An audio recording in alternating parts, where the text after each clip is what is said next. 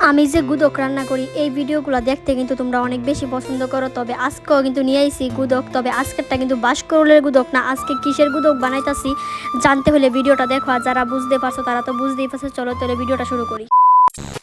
Hi hello everyone, welcome back to my channel Surajit Mahi ব্লগে সবাইকে স্বাগতম। নতুন একটি দিনে নতুন একটি সকালে ওয়েলকাম জানাই আজকের ব্লগ শুটটা শুরু করতেছি। এই যে দেখো কিছু বাজার নিয়ে আইছে, গ্লসারি আইটেম। তো এগুলো যেইগুলো জিনিস শেষ হয়ে গেছিলো গা, তো অনেক দিন পরে কিন্তু আবার একসাথে এগুলো বাজার নিয়ে আইছে। প্রতিদিনই কিন্তু মানে টুকিটাকি অল্প অল্প জিনিস নিয়ে আইয়ে, তবে এইভাবে আনলে কিন্তু অনেকটাই মানে লাগে বেশি। তো তার কারণে সবসময় তো আর এভাবে একলগে সব জিনিস আনতে পারি না, সম্ভব হয়ে ওঠে না অনেক সময়।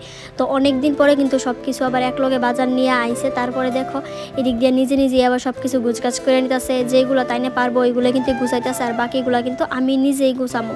মানে যেমন চাল তো আগে আনছে, তো ডাল ওইগুলো কিন্তু পারতো না, তো এটি আমি গুছামো।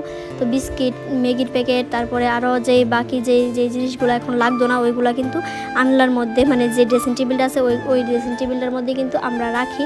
তারপরে দেখো এই যে এদিক দিয়ে নিয়ে আইছে মসুর ডাল, তারপরে মুগ ডাল, সব কিছুই নিয়ে আইছে।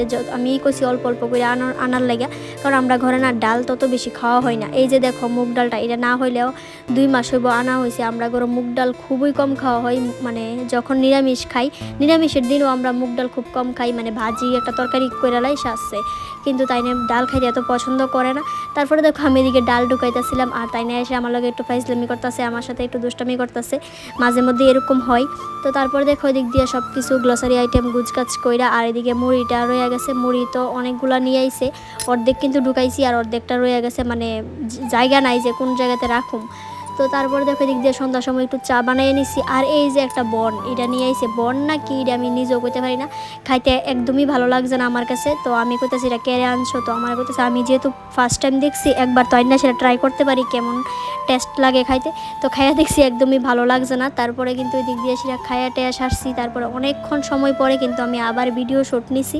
এদিকে দেখো রাত্রেবেলা কী খাইছিলাম। রাত্রেবেলা আমি খাইছি ম্যাগি সিদ্ধ। আমার একদমই ভাত খাওয়ার ইচ্ছে হয়েছিল না, কারণ বিকালবেলা 5টার মতো বাজে আমি ভাত খাইছি। তারপরে আর রাতে ভাত খাওয়ার একদমই ইচ্ছে হইতেছিল না।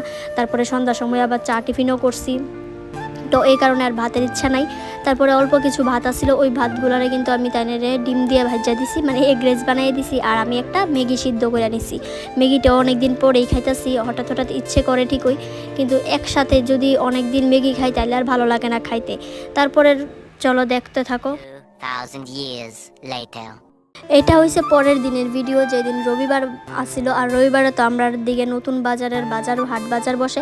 তো ওই দিনকা কিন্তু বেশি কিছু বাজার আনছে না। এই যে কয়েকটা গেছিলো, এমনি একটা দরকারে গেছিলো, মানে কুমড়ার ডুগা বা লাউয়ের ডুগা আসেনি, ওইগুলো দেখতে গেছিলো সোমবারে, যেহেতু নিরামিষ খামু।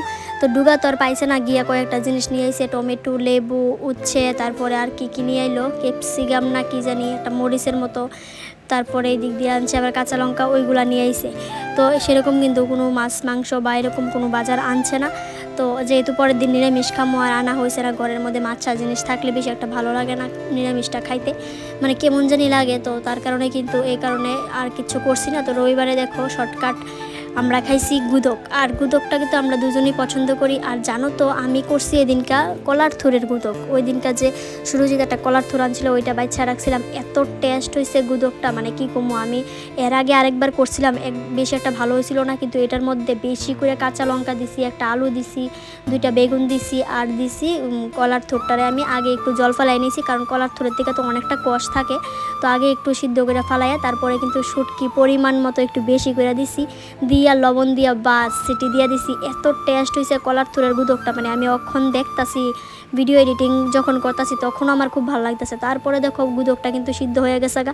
আর এরকমভাবে কিন্তু আমার কাছে যেহেতু ওই যে কী জানি একটা কয়, যেটা দিয়া গুদকটারে মিক্সড করে, ওইটা তো আমার কাছে নাই। তো ওদিক দিয়ে সুরজিৎ করতেছে একটা গ্লাস দিয়ে সেটা করি।